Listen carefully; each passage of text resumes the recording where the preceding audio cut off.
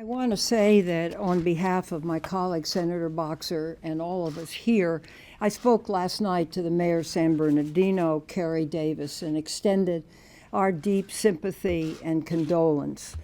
And I didn't extend anger, which I feel, because here we are again, gathered to mourn the victims of yet another mass shooting.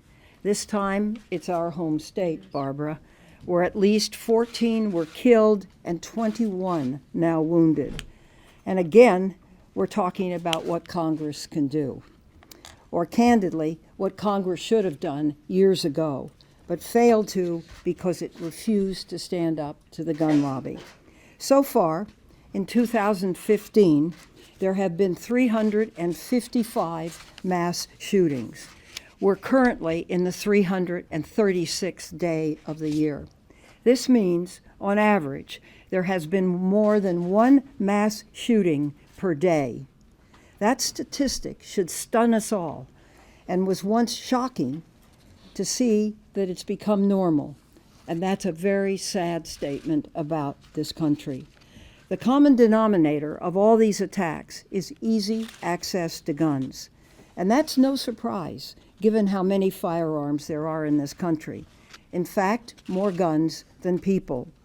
The day after Thanksgiving, Black Friday, the federal background check system ran more than 185,000 background checks.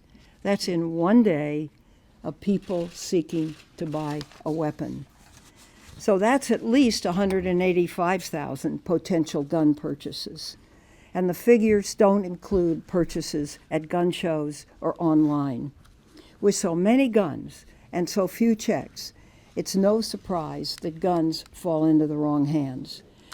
The bill, I believe, is going to be before the floor, hopefully today, is entitled Denying Firearms and Explosives to Dangerous Terrorists. The bill is the definition of a no-brainer. If someone is too dangerous to board an aircraft, they're too dangerous to buy a gun. I introduced the bill in February, the same day Republican Congressman Peter King introduced the bill in the House. And the bill itself was developed by George Bush's Justice Department. Simply put, this shouldn't be a partisan issue. Today, under federal law, an individual is blocked from buying a gun if that person falls into one of 9 categories on the National Instant Background Check System known as NICS. I had it here and I wanted to show you the 9 categories. This is it, and these are the categories. Has been convicted of a crime punishable by imprisonment for exceeding a year, is a fugitive from justice, is an unlawful user or addicted to any controlled substance, has been adjudicated as a mental defective or committed to mental institutions, and it goes on. One thing is left out of this: suspected of an act of terrorism or a terrorist. And that's what this bill would remedy. The bill would add a new category that allows the Attorney General to prevent a person from buying a gun or explosives if 2 requirements are met.